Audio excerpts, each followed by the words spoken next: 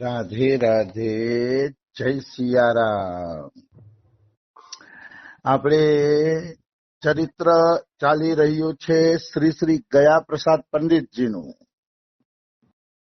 ગયા પ્રસાદ પંડિતજીના ચરિત્રમાં આપણે આગળ વધીએ તો આપણે જોયું હતું કે રામ પૂછે છે કે ચંદ્રમાં ડાઘ શા માટે છે, અને બધા પોતપોતાની રીતે જવાબ આપે છે કે ચંદ્રમાની અંદર ડાઘ શા માટે છે.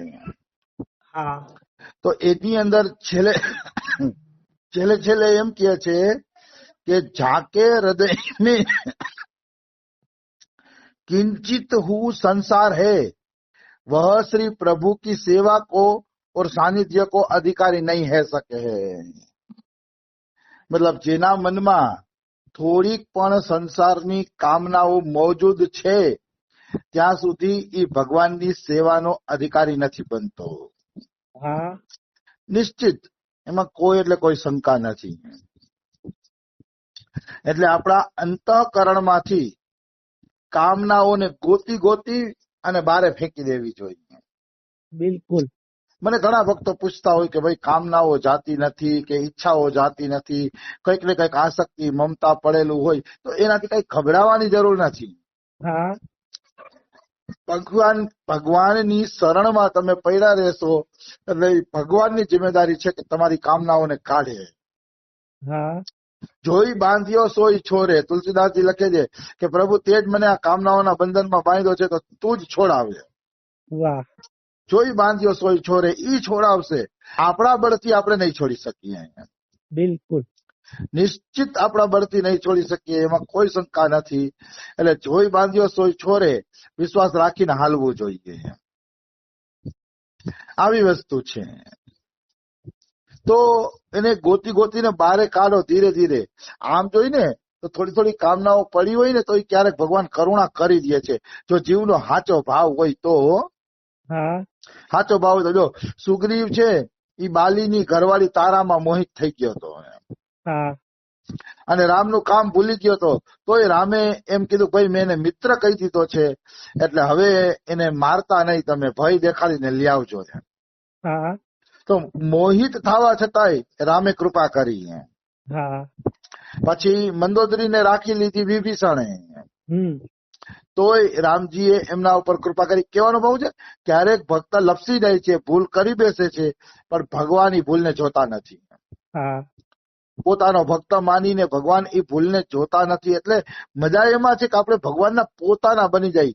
એ આપણા ને આપણે એના. પછી એકાદી કોઈ ભૂલ થશે કે અથવા તો એકાદી કામના રહી ગઈ તોય ભગવાન કૃપા કરી દેશે. નિશ્ચિત.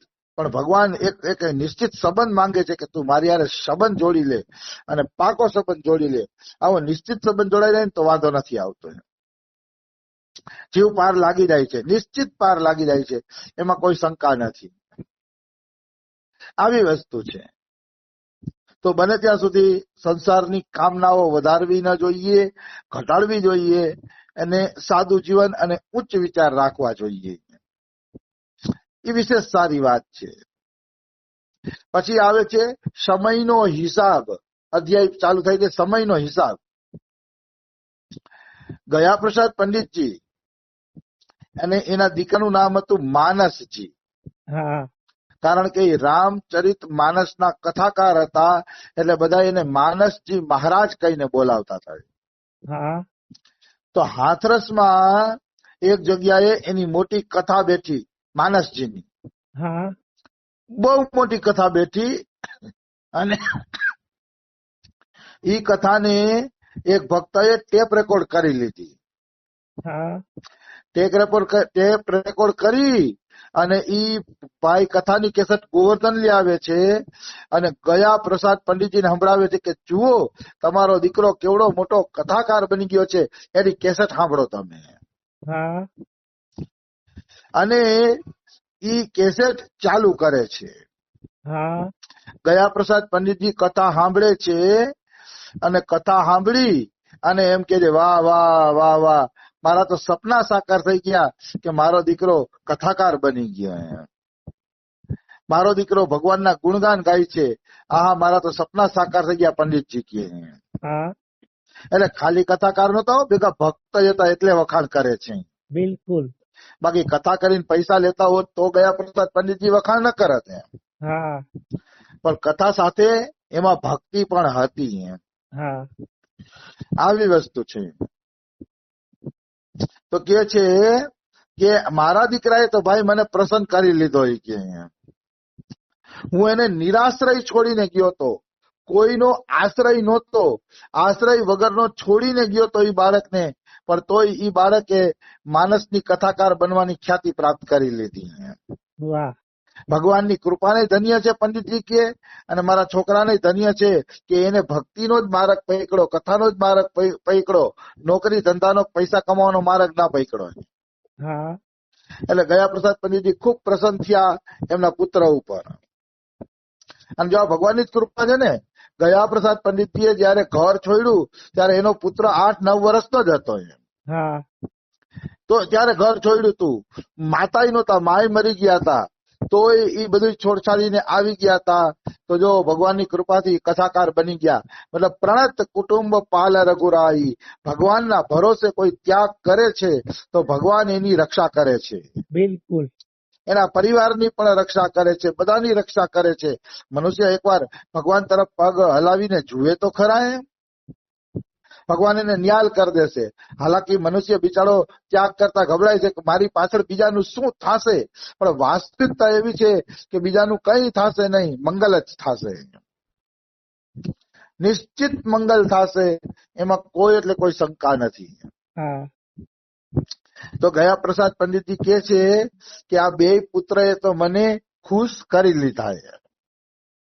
હવે તમારા 2ની વારી છે. શિષ્યને કહે છે, 2 શિષ્યોને કે હવે તમે મારા દીકરા બની જાઓ અને મારા દીકરાની જેમ મને ખુશ કરી દો કે. તો ઓલા 2 શિષ્યો પૂછે છે કે બોલો ને ગુરુજી, અમે એવું શું કરીએ કે તમને ગમશે? તો ગયા પ્રસાદ પંડિતજી કે તમે મને હિસાબ આપો કે ભોજનમાં કેટલો સમય બગાડો છો, સુવામાં કેટલો સમય બગાડો છો, શૌચ અને સ્નાનમાં કેટલો સમય બગાડો છો, પાઠ નામજપ સેવા આદિમાં કેટલો સમય બગાડો છો, મને પૂરો હિસાબ આપો કે, એટલે મને ખબર પડે કે તમે આગળ વધો છો કે નહીં. અને 2 જણા હિસાબ દેવા માંડ્યા કે પંડિતજી અમે આટલો સમય આમાં બગાડીએ છીએ, આટલો સમય આમાં બગાડીએ છીએ. હિસાબ ઈ પરિપાટી હજી ગયા પ્રસાદ પંડિતજીના શિષ્ય કૃષ્ણદાસમાં જોવા મળે છે. કૃષ્ણદાસ અત્યારે ગયા પ્રસાદ પંડિતજીની સમાધિને હાંચવીને બેઠા છે. ઈ કૃષ્ણદાસને જયારે અમે મળવા ગયા હતા આજથી લગભગ 18 વર્ષ પહેલા, ત્યારે મારો વ્રજવાસ નહોતો થયો.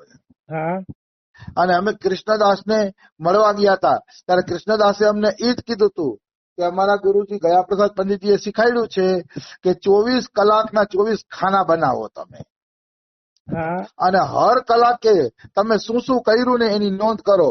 કે એક કલાક માનો સવારે 5 વાગે ઉઠ્યા તો 5 થી 6 શું કર્યું, 6 થી 7 શું કર્યું, 7 થી 8 શું કર્યું, કલાકનો હિસાબ લખો તમે. એ કલાકનો હિસાબ લખશો ને ત્યારે તમને ખબર પડશે કે તમારો કેટલો સમય ક્યાં જાય છે.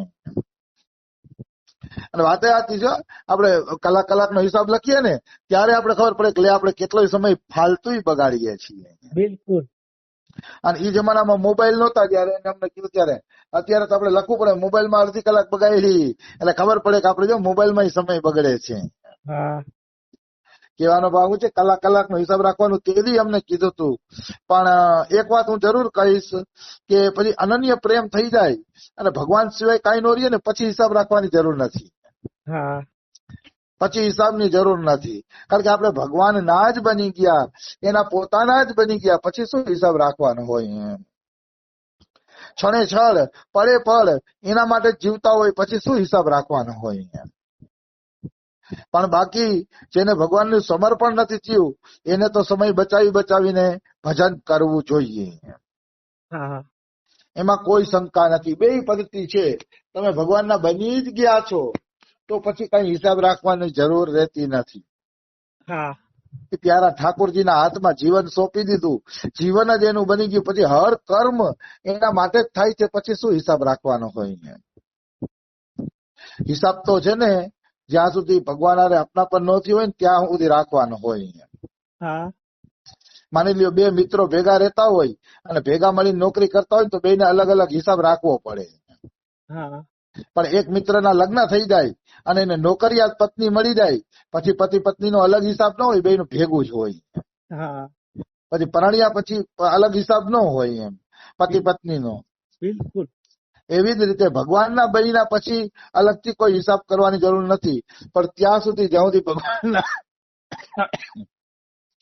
જ્યાં સુધી ભગવાનના બન્યા નથી ત્યાં સુધી હિસાબ રાખવો જોઈએ. એટલે આપણે ખબર પડે કે આપણું મન આપણે દગો તો નથી દેતું ને એમ. હા આવી વસ્તુ છે. બાકી ભજન તો કરવું જોઈએ. ક્ષણે ક્ષણ પ્રભુની યાદ, ક્ષણે ક્ષણ પ્રભુનું સ્મરણ બનેલું રહેવું જોઈએ. કામ કરતા કરતા પણ પ્રભુનું સ્મરણ બનેલું રહેવું જોઈએ. બિલકુલ. કેવી રીતે માનું બાળકમાં મન લાગેલું હોય છે, પશુ પક્ષીઓનું મન એના માળામાં લાગેલું હોય છે કે મારા માળામાં મારા બચ્ચા છે. એવી જ રીતે હરેક કામ કરતા કરતા મનુષ્યનું મન પ્રભુના ચરણ કમલમાં લાગેલું રહેવું જોઈએ. આવી વસ્તુ છે. એક વખત એવું બન્યું કે સવારના 4 વાગ્યાનો સમય હતો. હા ગરમીના દિવસો હતા અને ગયા પ્રસાદ પંડિતજી સવારના 4 વાગે લીમડાના ઝાડવા નીચે ભજન કરી રહ્યા હતા. હા ત્યાં ભજન કરતા હતા ને તો કૃષ્ણદાસ અત્યારે જે હયાત છે એ કૃષ્ણદાસ ગયા પ્રસાદ પંડિતજી માટે પાણીની બાલટી ભરતા હતા. કે પંડિતજીની બાજુમાં પાણીની બાલટી રાખી દઉં એટલે એને સ્નાન આદિ કરવું હોય કરી શકે. હા તો પાણીની બાલટી ભરતા હતા ત્યાં તો ગયા પ્રસાદ પંડિતજીએ તાલી પાડી. તાલી પાડીને બોલાવે છે કૃષ્ણદાસને. હા તાલી એટલા માટે પાડી કે ગયા પ્રસાદ પંડિતજી બને ત્યાં સુધી મૌન રાખતા ભજનના સમયે. હા બોલતા નહીં, ભજનના સમયે બોલતા નહીં. આવું મૌન ગયા પ્રસાદ પંડિતજીએ બહુ રાખ્યો છે. એવી ભજનાનંદની મૂર્તિ હતા. તો એને તાલી પાડી એટલે કૃષ્ણદાસ ગયા અને કીધું જી ગુરુજી. તો ગયા પ્રસાદ પંડિતજીએ ઈશારો કર્યો કે પેન્સિલ અને સ્લેટ લઈ આવે, મતલબ પાટી અને પેન લઈ આવ, મારે તને કઈક સૂચના દેવી છે. હા એટલે કૃષ્ણદાસ દોડીને ગયા અને પાટીને પેન લઈ આવ્યા અને પાટીને પેન ગયા પ્રસાદ પંડિતજીને આપી દીધી. આપીને તો ગયા પ્રસાદ પંડિતજીએ પાટીમાં લખ્યું. શું પાટીમાં લખ્યું? પ્રપંચ છૂ ન જાય. મતલબ બેટા પ્રપંચ સ્પર્શ ન કરી જાય એનું ધ્યાન રાખજે.